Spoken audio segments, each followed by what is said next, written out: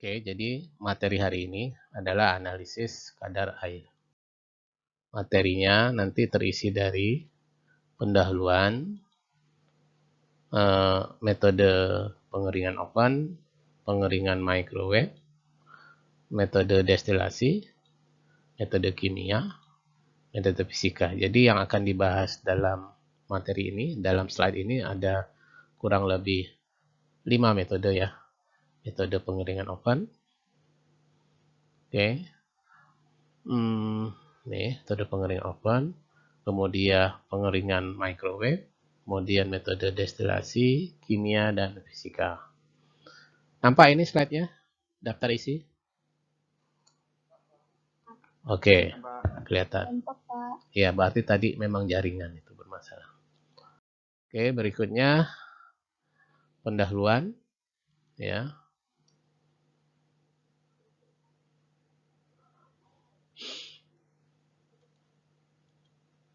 Nah, tadi sudah saya sampaikan bahwa air adalah komponen esensial dalam bahan makanan. Mengapa demikian? Karena bahan makanan itu kan asal muasalnya kan organisme. Nah, tentu saja untuk hidup organisme itu membutuhkan air, sehingga air menjadi salah satu komponen yang esensial. Sehingga memang secara alami di dalam bahan ya, terutama bahan alam selalu mengandung air dengan jumlah tentu saja yang bervariasi.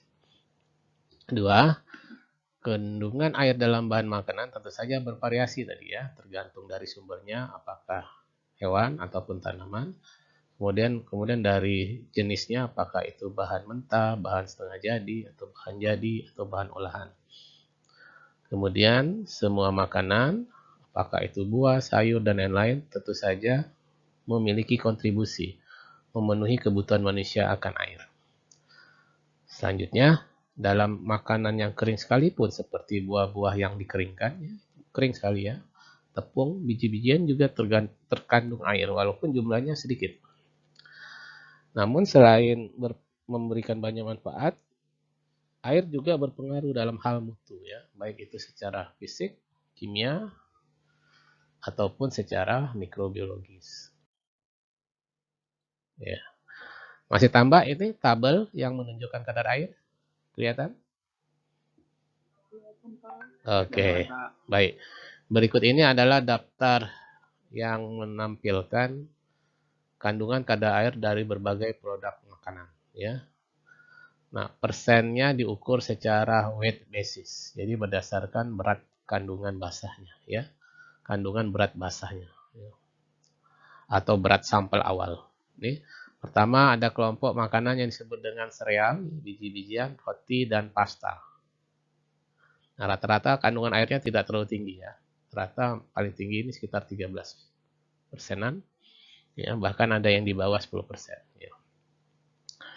Karena memang rata-rata produk ini sudah mengalami proses pengeringan ya, kayak tepung wet flour ini kan tepung gandum ya. Jadi nggak terlalu tinggi-tinggi. Ya. Kemudian dairy product. Nah, dairy product ini produk yang berbasis atau berbahan dasar susu ya. Contohnya susu itu sendiri ya, tinggi sekali susu itu ya. 80%-an. Yogurt tinggi ya. Cheese, keju ya, jangan dikira keju itu rendah kadar air, keju itu tinggi kadar airnya. Lalu ada jenis keju tertentu yang disebut dengan keju cheddar. Nah, ini memang syarat produknya memang harus rendah kadar airnya, tidak boleh di atas 40%. Jadi rata-rata 36,8 atau 36%. Es krim ya cukup tinggi ya. Kemudian ada kelompok makanan yang disebut dengan minyak dan lemak ya. Contohnya margarin ya. Tinggi kadar airnya ya, 15 butter. Kemudian kelompok makanan buah dan sayur. Nah, ada dilihat ini rata-rata tinggi ya. Buah dan sayur ini ya, kecuali jenis tertentu ini. Raisin ya. Ini 15%. Kemudian daging-dagingan, poultry ini unggas ya. Hewan unggas ya. Rata-rata tinggi kandungan airnya, adik-adik. Kacang-kacangan rata-rata rendah karena biasanya sudah kering. Kemudian sweetener, pemanis ya, seperti gula coklat atau gula kelapa ini, madu ya, cukup tinggi gulanya, madu. kadar airnya cukup tinggi. Ya. Nah, jadi ini adik-adik bisa lihat di sini, bisa disimpulkan bahwa kadar air dalam bahan makanan itu sangat bervariasi, tergantung dari jenisnya, sumbernya, dan tergantung dari tingkat pengolahannya. Lanjut.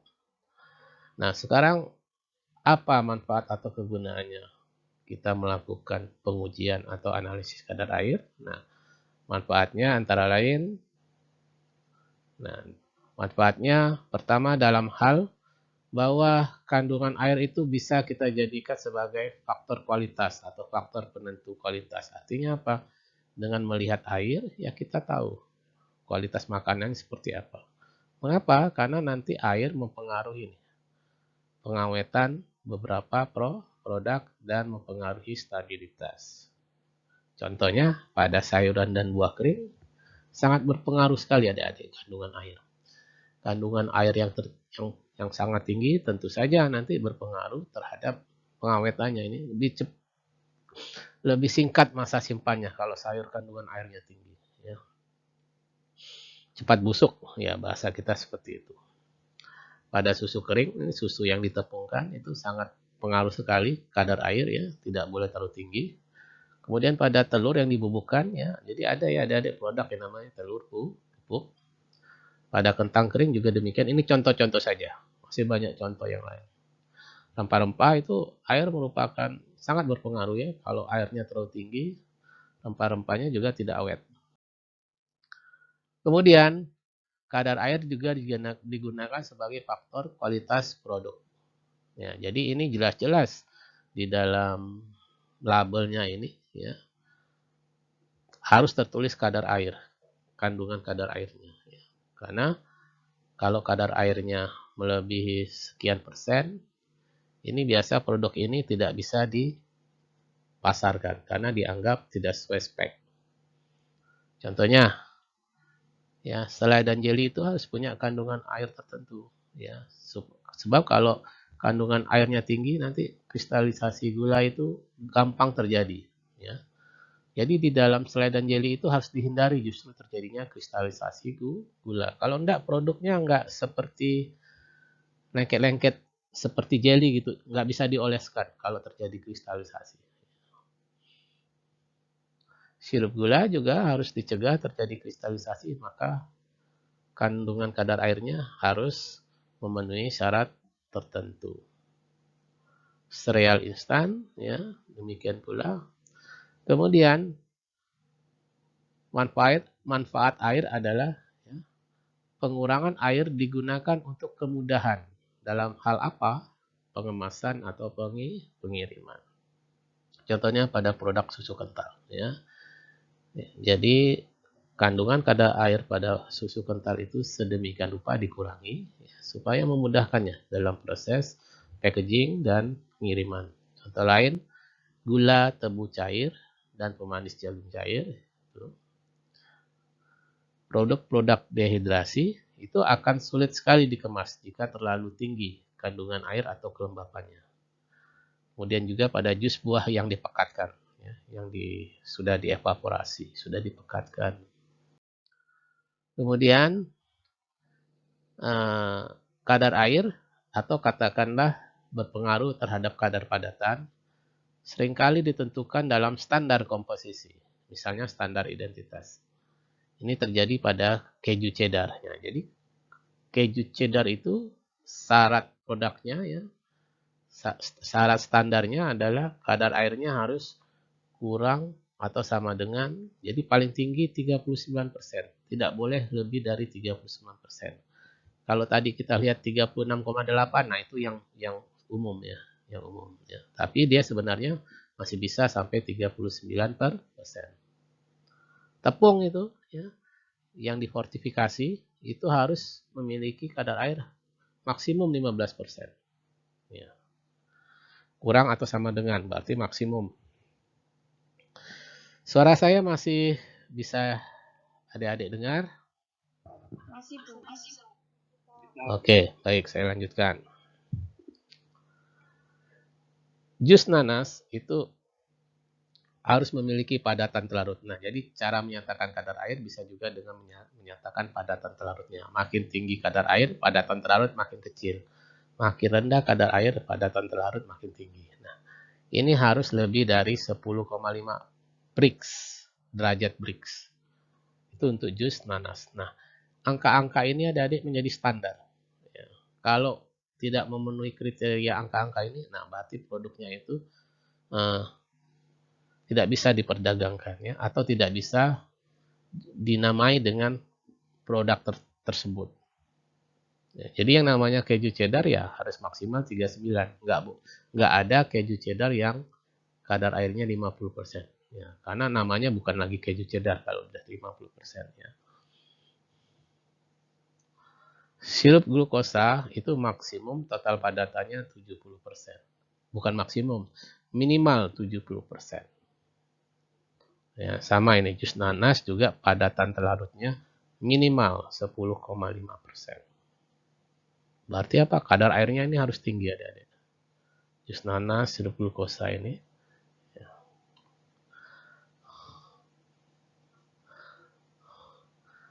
Persentase air yang ditambahkan dalam daging olahan biasanya ditentukan.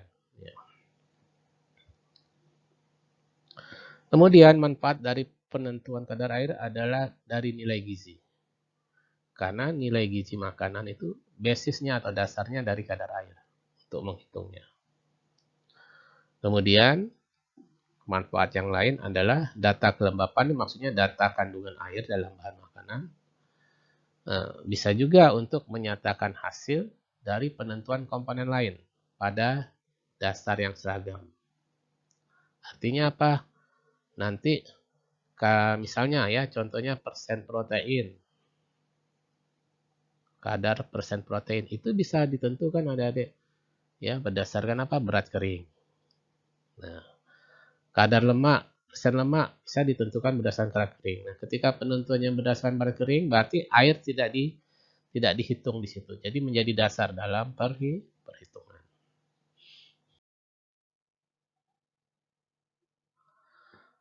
Mudahnya air hilang dari bahan makanan itu tergantung pada bentuk keberadaan air tersebut dalam bahan. Kemudian menurut Bradley, ada 3 bentuk air yang ada di dalam makanan.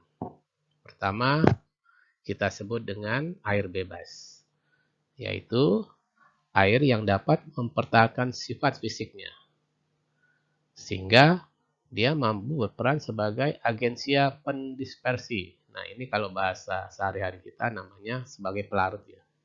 Jadi dia memiliki kemampuan sebagai pelarut, baik itu untuk koloid ataupun senyawa garam.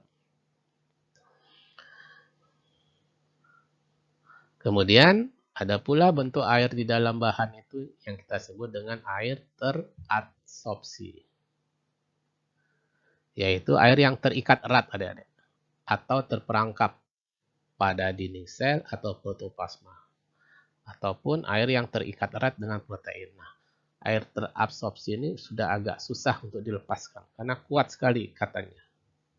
Yang mudah yang mana? Yang ini ada air bebas ya. Yang ketiga ini adalah air hidrasi. Air yang terikat secara kimia. Misalnya air yang terikat pada senyawa laktosa. Maka disebut dengan laktosa monohidrat. Kemudian air yang terikat pada beberapa senyawa garam. Misalnya senyawa natrium sulfat. Nah, air bentuk senyawanya menjadi Na2SO410H2O. Nah, biasanya air hidrasi ini sangat kuat terikat ya dibandingkan air terabsorpsi, dibandingkan air bebas yang paling mudah ini. Sehingga yang paling banyak digunakan terutama oleh mikroorganisme ya, seperti bakteri, jamur, terutama bakteri ini air bebas. Ya. Sedangkan ini udah nggak bisa nih, udah karena kuat tidak bisa digunakan oleh bakteri. Sama ini air hidrasi juga tidak bisa digunakan oleh bakteri. Namun dalam penentuan kadar air, tentu saja air bebas nanti yang akan mudah keluar adik-adik. Ya, akan mudah dilepas. Misalnya kalau kita keringkan dengan oven, air bebas otomatis ini. Yang agak susah ini 2 dan 3 ini. Agak susah dilepaskan dengan metode pengeringan. Misalnya pengeringan dengan oven atau termogravimetri. Yang terbebaskan ini hanya air bebas. Nah, menurut Venema, keberadaan air dalam bahan pangan, kalau tadi menurut Bradley ya, kalau ini menurut Venema ya, sudut pandangnya adalah, nah jadi mirip sama Bradley. Air yang pertama dikelompokkan sebagai air bebas. Ya, kurang lebih sama. Air yang terdapat di dalam sitoplasma atau ruang antar sel, atau semua air yang terlibat dalam proses sirkulasi jaringan bahan. Nah, air inilah nanti yang berpengaruh terhadap proses kerusakan bahan pangan adik-adik. Melalui proses apa? Terutama melalui proses atau reaksi enzimatis, mikrobiologis, biokimiawi ya. Nah, air bebas membeku pada suhu 0 derajat dan menguap ya, pada suhu 71 ya.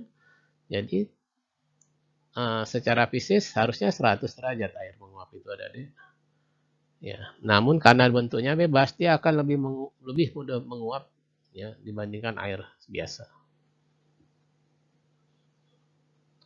Yang kedua, menurut Venema, selain air bebas, bentuk air bisa dalam kondisi terikat atau air terikat, yaitu air yang terdapat di sekitar bahan yang terlarut maupun bahan yang bukan bersifat cairan, dan menunjukkan mobilitas molekuler yang lebih rendah. Berarti apa? Ini susah bergerak karena terikat kuat dalam suatu sistem.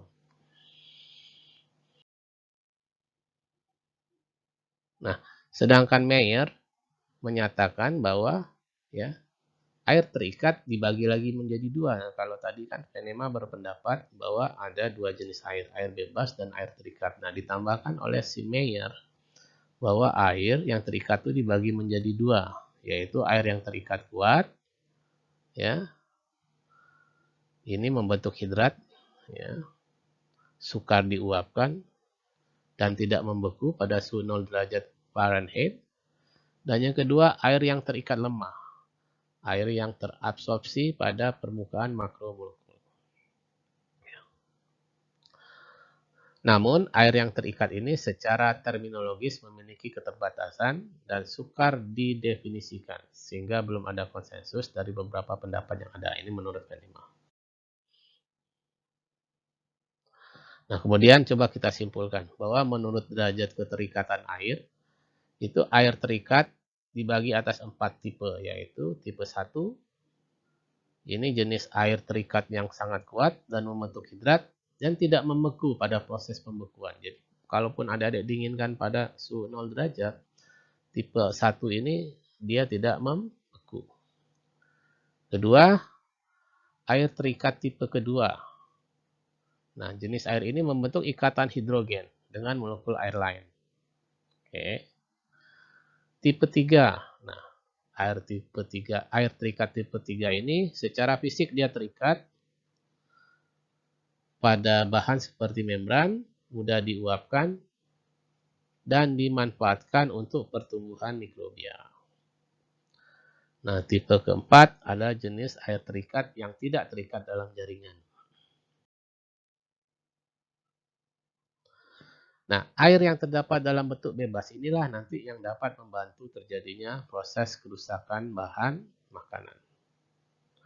Air bebas digunakan oleh mikroba atau mikrobia untuk tumbuh dan berkembang. Nah, oleh karena itu, nah ini tolong dicamkan bahwa untuk penentuan kadar air, ini bukanlah satu-satunya parameter yang mutlak adik-adik. Bukan satu-satunya parameter yang dapat digunakan untuk menentukan kerusakan bahan. Sebenarnya ada satu lagi parameter yang disebut dengan AW atau Activity of Water. Jadi AW itu singkatan dari Activity of Water. Kalau di Indonesia kan menjadi aktivitas air. Nah, jadi biasanya penentuan kadar air juga selain menentukan kadar air juga harus tentukan aktivitas air. Nah, baru kalau dua-duanya dilakukan nih kita bisa menilai apakah suatu produk itu mudah rusak atau tidak karena keberadaan airnya. Karena kadar air bukan satu-satunya parameter untuk menentukan kerusakan bahan. Kemudian harus adik-adik perhatikan bahwa kalau setiap bahan ketika diletakkan dalam udara terbuka, ya, maka kadar air yang ada di dalam bahan tersebut akan mencapai keseimbangan dengan kelembapan udara di sekitarnya. Nah, ketika kadar air dalam bahan tersebut telah seimbang dengan kondisi lingkungan sekitarnya, maka kadar air bahan tersebut disebut dengan istilahnya adalah kadar air seimbang. Setiap kelembapan relatif tertentu akan menghasilkan kadar air seimbang tertentu. Jadi maknanya begini, ketika adik-adik meletakkan suatu bahan di suatu tempat terbuka dengan tingkat kelembapan yang lembab, nanti kadar air seimbangnya akan berbeda ketika adik-adik tempatkan bahan tersebut pada lingkungan atau pada tempat dengan kadar kelembapan yang rendah atau kering. Ya.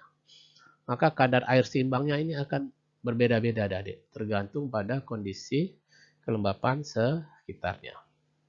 Makanya udara kering sangat berbeda adik-adik dengan udara lembab kalau kita meletakkan bahan. Sehingga produk-produk makanan yang diproduksi di negara-negara seperti negara-negara subtropis ya, yang kelembapannya rendah itu kandungan kadar airnya itu bisa jauh berbeda dengan kandungan air produk yang diproduksi pada daerah tropis seperti kita yang pada umumnya kelembapannya tinggi. Karena kadar air seimbangnya bisa beda-beda tergantung pada lingkungannya. Nah, secara umum rumusnya seperti ini ya untuk menghitung kadar aktivitas air ya. Walaupun kita nanti dalam lab kita tidak melakukan uji ini karena nggak ada peralatannya. Kita hanya melakukan penentuan kadar air, bukan aktivitas air nanti di lab.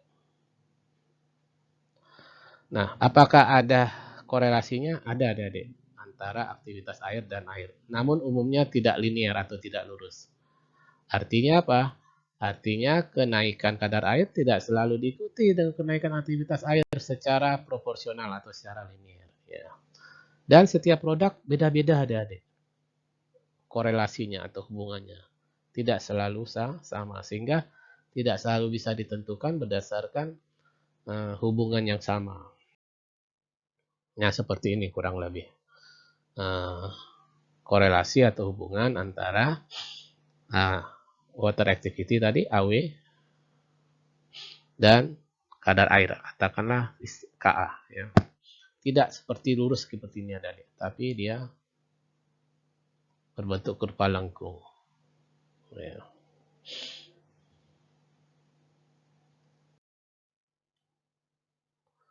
Oke, sampai di sini masih suara saya jelas? Ya. Oke, kita praktikum jam 10.20 ya. Oke, nanti praktikumnya langsung ya. Tidak online, tapi tatap muka di lab. Oke, yang kedua, subjudul yang kedua, penentuan kadar air dengan metode pengeringan oven, atau istilahnya termogravimetri. Prinsip, yaitu menguapkan air yang ada di dalam bahan dengan cara pemanasan, adik-adik. Nah, pemanasannya menggunakan alat atau peralatan yang disebut oven. Makanya disebut juga dengan metode pengeringan oven. Ya, jadi air dikeringkan atau diuapkan. Ya. Kemudian setelah dikeringkan, kemudian ditimbang. Bukan airnya yang ditimbang adik-adik, tapi bahan yang tersisa. Artinya bahan yang telah melepaskan menguapkan air itu ditimbang. Ya. Sehingga penentuan kadar air dengan metode ini dikatakan penentuan kadar air secara tidak langsung adik-adik. Dia tidak mengukur berat airnya secara langsung atau massa airnya secara langsung, tetapi hanya mengukur bahan yang tersisa setelah airnya menguap. Kemudian pemanasan dilakukan berulang-ulang ya, hingga nanti didapatkan berat konstan. Nah, makna berat konstan ini di sini adalah berat di mana nanti dianggap semua air telah diuapkan dari bahan. Ya. Sehingga dengan mengukur berat bahan sisa tadi, maka akan bisa dihitung berapa air yang telah menguap. Dan air yang telah menguap dengan pemanasan oven itu dianggap sebagai kandungan air bahan tersebut atau kadar airnya. Nah, jadi ini prinsipnya seperti ini. Metode pengeringan oven. Nah, kalau dalam konteks kimia analitik, metode ini disebut dengan metode gravimetri penguapan ya. Jadi metode ini nih, kalau dalam konteks kimia analitik disebut dengan gravimetri penguapan. Gravimetri macam-macamnya ada adik. Ada gravimetri penguapan ini, ada gravimetri pengendapan, ada gravimetri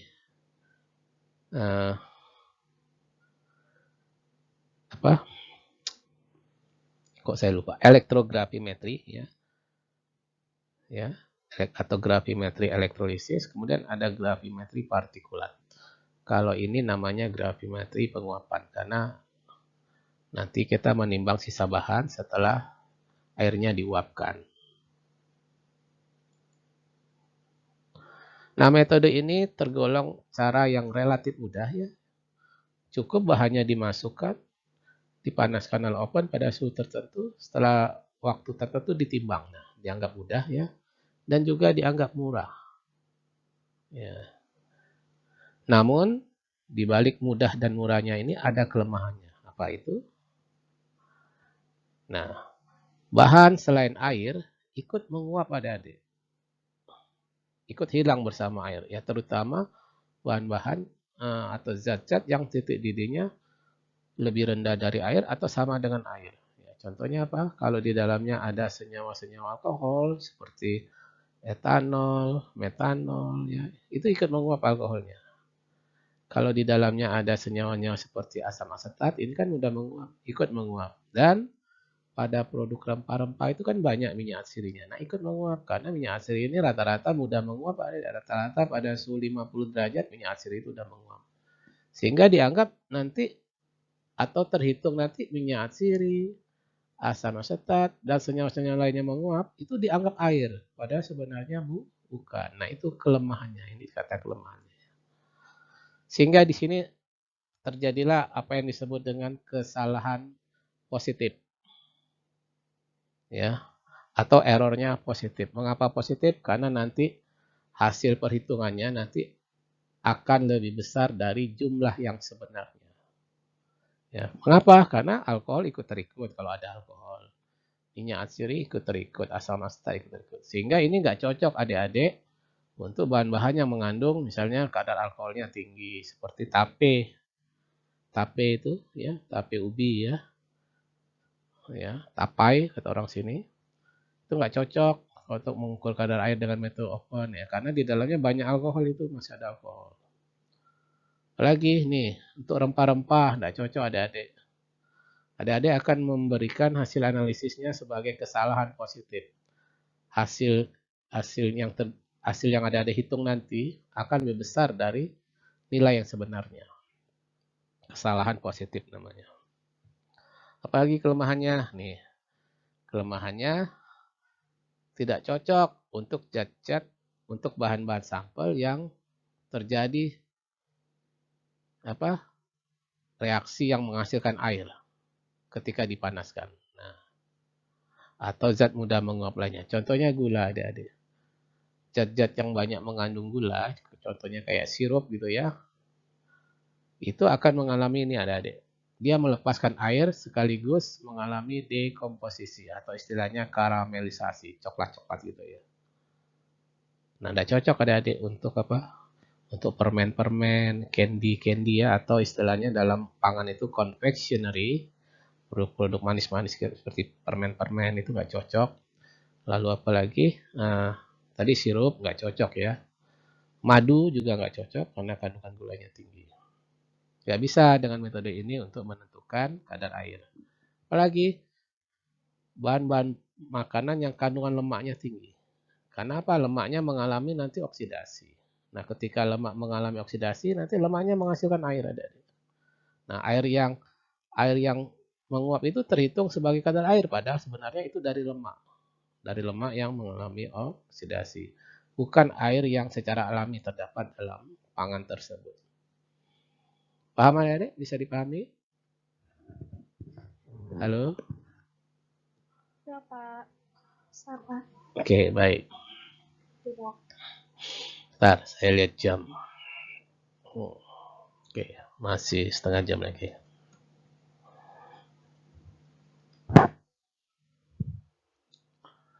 Kemudian, kelemahan yang lain adalah bahan yang mengandung senyawa yang dapat mengikat air secara kuat sulit untuk melepaskan airnya meskipun sudah dipanaskan. Ini terutama untuk senyawa-senyawa garam dalam bentuk hidrat tadi ya. Contohnya senyawa tadi apa? Natrium sulfat 10 hidrat. Nah, itu nggak cocok itu kalau ada senyawa-senyawa yang mengandung senyawa garam hidrat, itu nggak cocok metode ini. Karena airnya akan susah dilepaskan.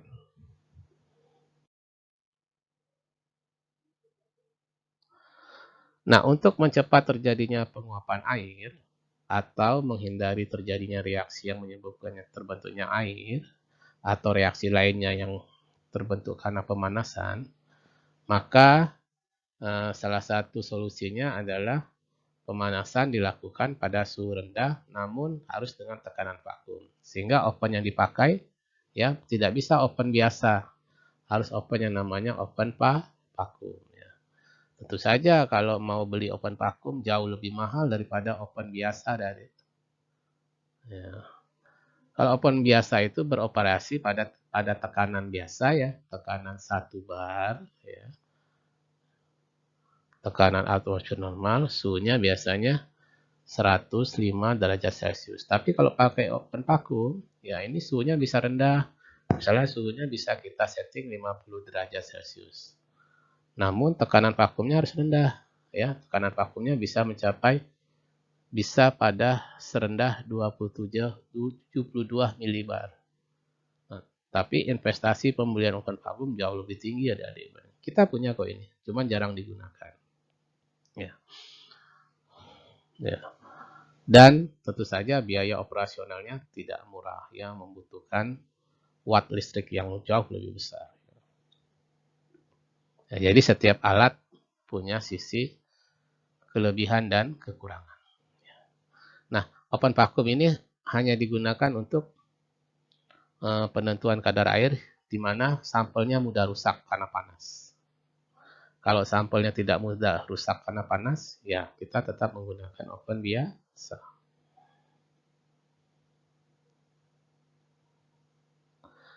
Kemudian untuk bahan-bahan yang kandungannya gulanya tinggi tadi seperti sirup, ya. Sirup itu kandungan gulanya sampai 65% adik-adik.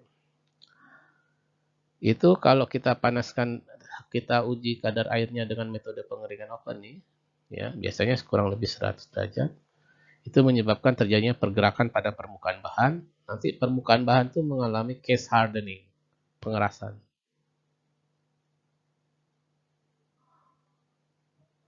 Pengerasan pada permukaan bahan. Nah, kalau sudah terjadi pengerasan, nanti justru air yang di dalamnya nggak akan keluar. Sehingga hasilnya tidak menggambarkan kandungan air yang sesungguhnya. Oke. Kemudian, nanti kalau kita keringkan dengan oven, nanti bahan sudah kering, maka bahan yang sudah kering nanti sifatnya higroskopis. Apa itu? Higroskopis itu mudah sekali menyerap H2O atau uap air kembali. Sehingga biasanya kalau sudah kita keringkan dengan oven, bahannya itu harus diletakkan dalam ruang tertutup yang kering. Kemarin sudah saya jelaskan ya, kita menggunakan eksikator atau desikator yang telah diberi zat penyerap air atau zat desikan ya. Nah, ini nanti kurang lebih peralatan-peralatan yang kita gunakan untuk pengeringan oven ya. Ada oven pengering, ini suhunya sampai 250 derajat Celcius ya. Peralatan ini bisa disetting. Tapi kalau untuk Pengeringan oven rekomendasinya hanya 105 derajat Celcius ya, nggak sampai 250. Tapi bisa untuk mengeringkan bahan-bahan hingga 250. Nah, ini nanti ini yang kita gunakan untuk metode pengeringan oven biasa ya, oven atmosfer. Kemudian kalau metode pengeringan oven, nah contohnya ini oven vakum ya. Tapi ini bukan model yang saya ambil dari lab kita ya. Dari lab kita modelnya berbeda. Kemudian tentu saja karena ini gravimetri ya, kita sangat mengandalkan neraca.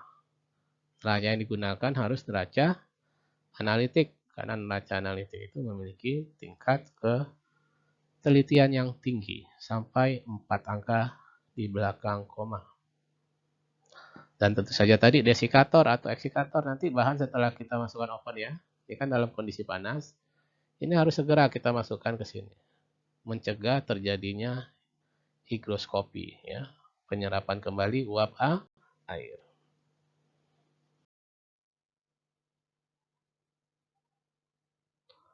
Oke.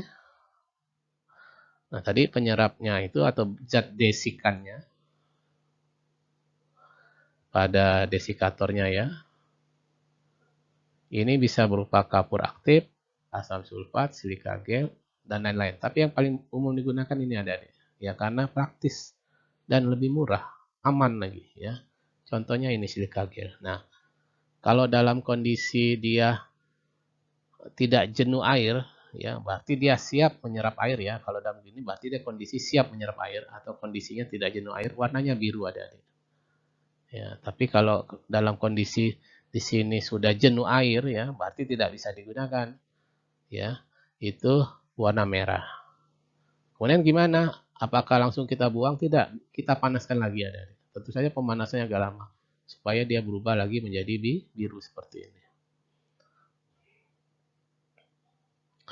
Nah, warna ini sebenarnya zat warna aja adik-adik.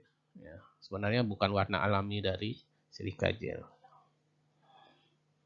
Di dalam silika gelnya itu dicampur zat warna pada proses pembuatannya.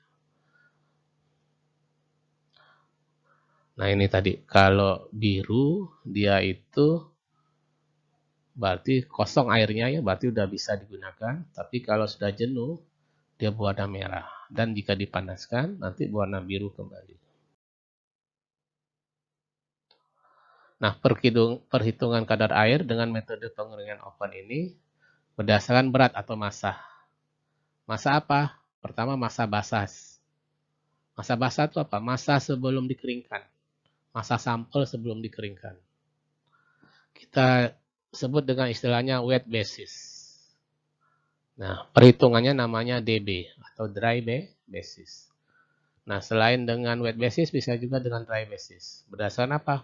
Berdasarkan massa kering atau berat kering, yaitu pada saat massanya menjadi konstan. Nah, ini contohnya kalau perhitungan persen WB ini berarti kita sebut wet basis ya. Berdasarkan berat basah, adik-adik bisa lihat nih, massa air yang menguap ya, yaitu selisih selisih sampel di awal dengan massa bahan konstan. Ini adalah massa air yang menguap, dibagi langsung adik dengan massa sampel basahnya. Kali 100 jangan lupa. Maka dikatakan kadar air persen WB. Sedangkan DB atau singkatan dari dry basis ini yaitu sama massa air yang menguap di atasnya ya. Cuman pembaginya bukan lagi massa sampel basah tapi massa sampel kering yang konstan. Yang terakhir sekali kalau zatnya sudah konstan, sampelnya sudah konstan beratnya, nah itu yang dibagi. Pembaginya itu maksud saya. Ada yang mau tanyakan sampai di sini perhitungannya? Ada? Tidak, Pak. Saya lanjut. Waktu kita tersisa kurang lebih 17 menit.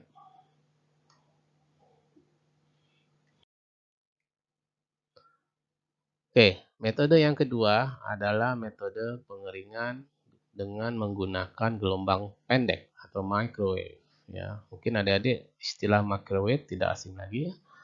Banyak alat-alat yang menggunakan prinsip gelombang pendek. Ya. Contohnya oven di rumah tangga itu, ya, dan di industri banyak oven microwave. Nah, itu menggunakan gelombang pendek. Nah, untungnya gelombang pendek ini bisa juga kita gunakan untuk penentuan kadar air. Metodenya disebut dengan pengeringan microwave atau microwave drying. Nah, pada metode microwave ini, prosesnya nanti tentu saja berlangsung cepat dan akurat. Ya, sehingga biasanya lebih banyak digunakan oleh industri. Karena apa? Karena industri itu ingin segera tahu hasil kadar airnya sebelum dia melanjutkan proses manufacturingnya atau pengolahannya lagi. Ya. Oke. Atau biasanya digunakan untuk pengujian kadar air sebelum pengemasan akhir. Ya. Contoh produknya yang bisa diuji dengan metode ini, contohnya keju olahan. Ya. Itu seringkali harus dianalisis kadar airnya ya di dalam pabrik ya. Dan juga tentu saja komposisinya disesuaikan sebelum campurannya dipisahkan dari kompor.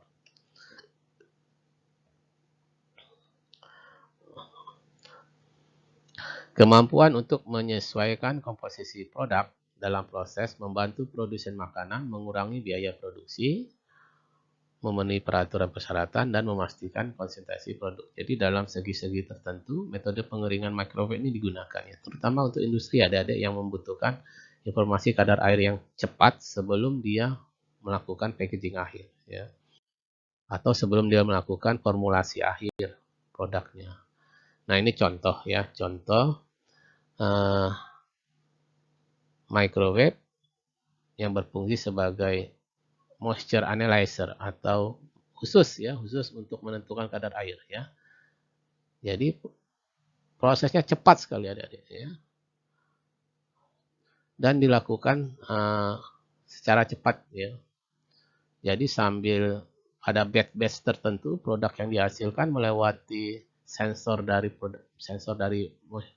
microwave ini langsung keluar nilainya di sini ya. Ya, jadi nggak perlu menunggu seperti pengeringan oven. Kalau pengeringan oven tuh lama loh, adik. Semakin tinggi kadar airnya semakin lama ya. Karena proses pelepasan airnya tidak secepat ini. Tidak cepat menggunakan gelombang microwave atau gelombang mikro.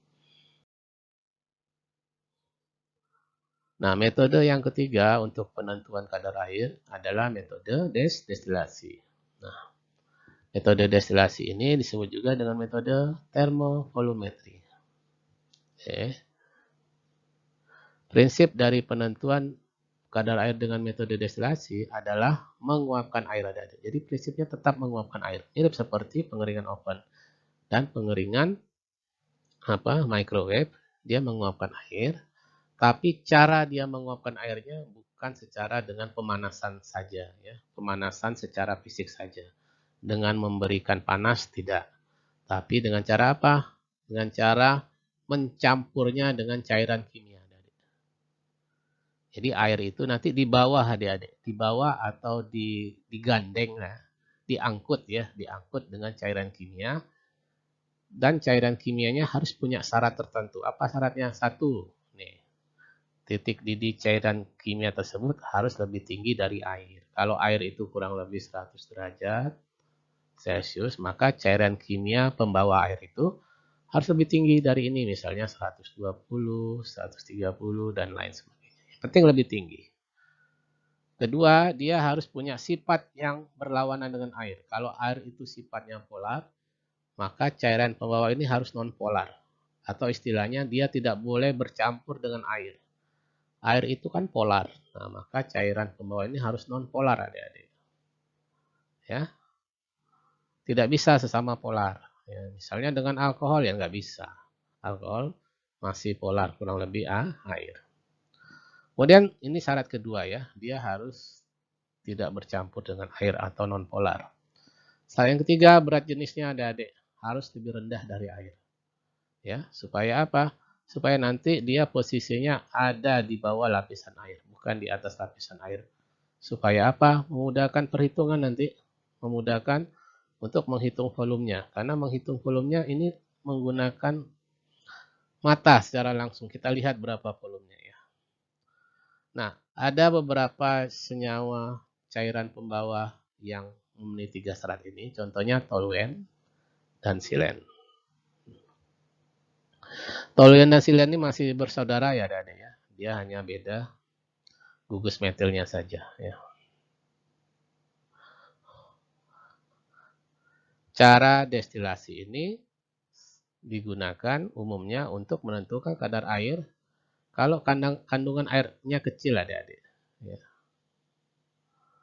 Sehingga nanti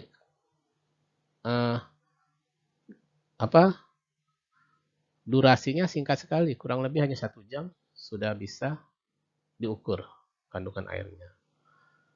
Kemudian juga untuk bahan-bahan tertentu yang tidak sesuai dengan termografimetri itu bisa diukur dengan termovolumetri. Contohnya sirup, rempah. Kalau sirup mungkin kurang cocok karena bisa sirup itu, tapi harus lebih lama. Ya. Tidak bisa 1 jam. Tapi kalau seperti rempah itu ya lada, pala, cengkeh itu kan kandungan kadar airnya kecil. Ya. Itu sangat cocok menggunakan metode destilasi. Dan tidak bisa kurang cocok untuk metode pengeringan oven karena banyak minyak asirinya. Tidak cocok. Kemudian keuntungan lain juga ini untuk senyawa-senyawa lipid yang banyak mengandung lipid. Itu cocok karena bisa dihindari terjadinya oksidasi.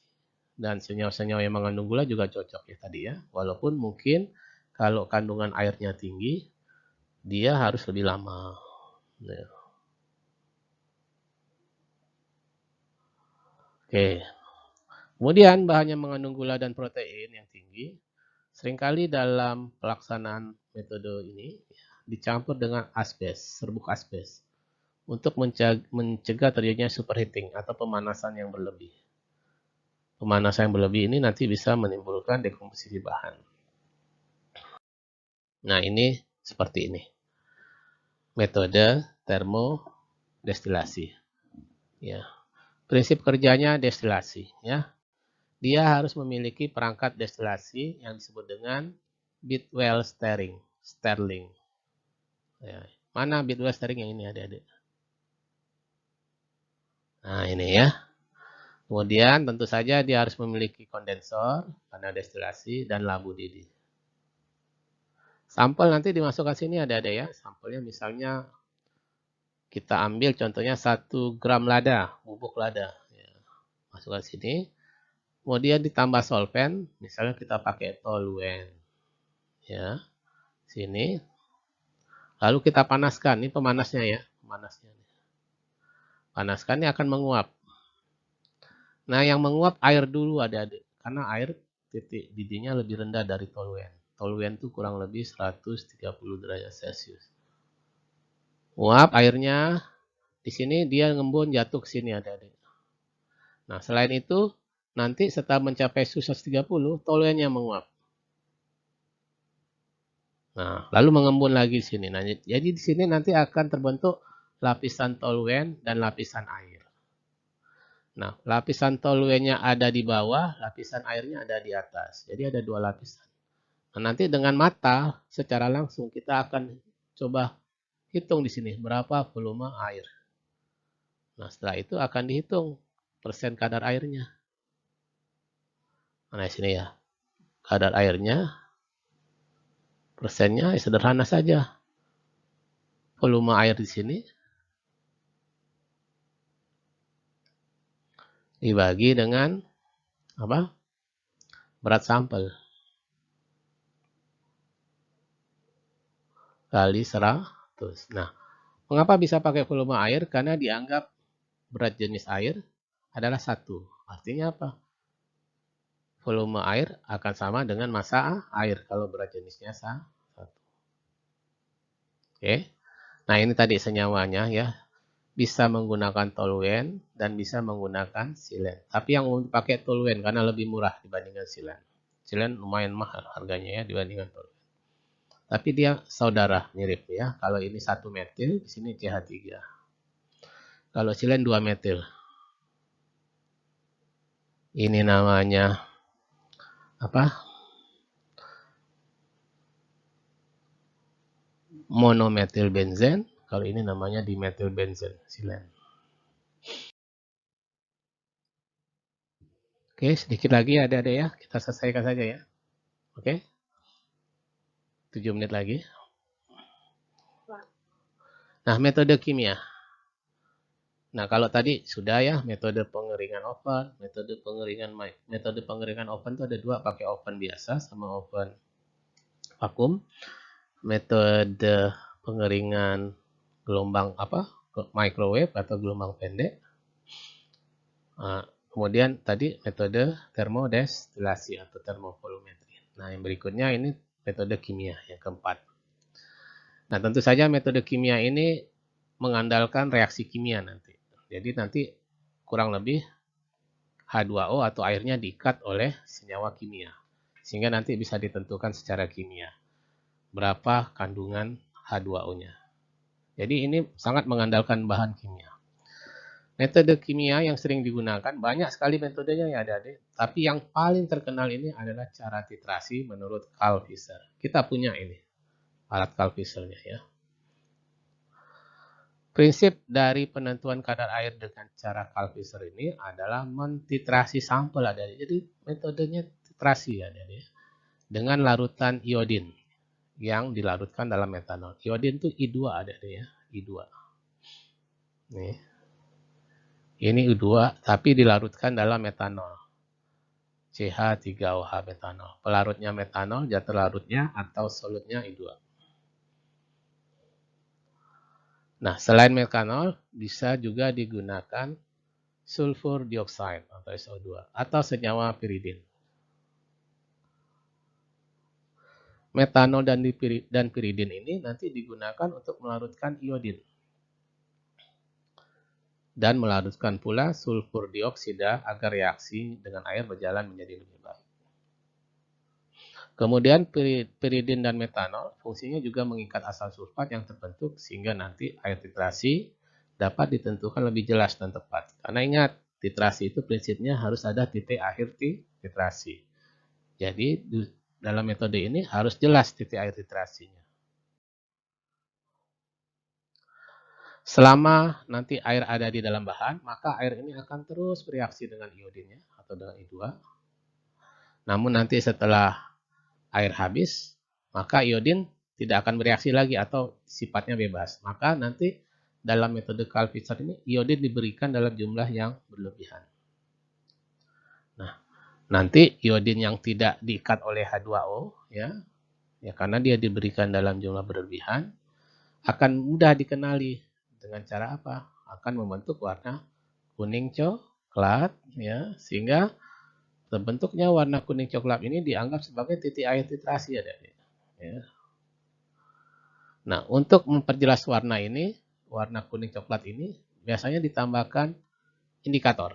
Apa indikatornya? Metilen biru atau metilen blue. Sehingga nanti hasil air titrasinya nanti akan berwarna hijau. Akan nampak lebih jelas. Kalau warna kuning coklat terkadang masih mirip-mirip seperti iodin. Ya, agak susah. Nah, reaksinya kayak gini adik-adik ya. Ini I2 ya. Ini reagen kita ya, reagen Fischer ini I2, ada SO2, ada piridin. Ini piridin adik-adik. Nah, antara iodin, belerang dioksida sama piridin ini bereaksi bentuk senyawa ini ya. Senyawa kompleks ini ya. Piridin iod, ini nama piridin. Belerang dioksida, senyawa kompleks ya. Nah, selanjutnya ini ya, masing-masing sini dengan piridinnya. Nanti kalau ada senyawa air di dalam bahan ya, H2O, dia akan bereaksi adik-adik untuk senyawa lain. Seperti ini. Ya. Kemudian ini berarti ini ya. Ini akan bereaksi dengan metanol. Metanol kan pelarutnya ya untuk senyawa baru, senyawa kompleks adik-adik. Nah, jadi itu prinsipnya. Ya, ketika nanti titik akhirnya berwarna hijau, warna hijau itu sudah mencapai titik akhir, berarti airnya sudah tidak ada lagi. Reaksi kita stop, nanti bisa dihitung berapa titran yang digunakan.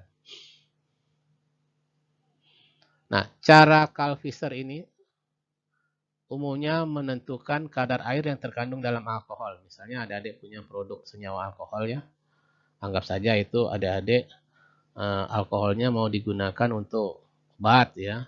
Adik-adik memproduksi alkohol untuk kegunaan farmasi ya, untuk obat-obatan. Adik-adik ingin tahu berapa kandungan air dalam alkohol adik-adik. Nah, yang cocok ini dengan cara ini.